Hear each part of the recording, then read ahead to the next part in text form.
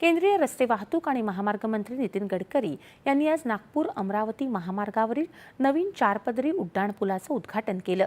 मुख्यमंत्री देवेंद्र फडणवीस, महसूल मंत्री आणि नागपूर जिल्ह्याचे पालकमंत्री चंद्रशेखर बावनकुळे, राज्यमंत्री आशिष जयस्वाल यावेळी उपस्थित होते।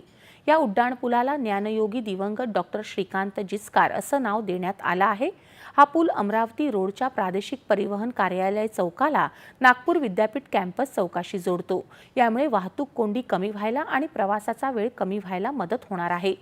अत्याधुनिक पायाभूत सुविधा प्रकल्पांमुळे नागपूर शहरामध्ये आता जागतिक केंद्र बनण्याची क्षमता निर्माण झाली आहे, असं गडकरी यांनी यावेळी सांगितलं।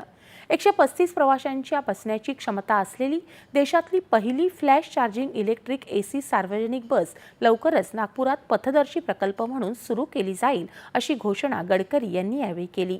सुरुवातीला ही सेवा रिंग रोड मार्गांवर चालवली जाईल आणि नंतर ती शहराच्या इतर मार्गांवर विस्तारित केली जाईल, असंही त्यांनी सांगितलं।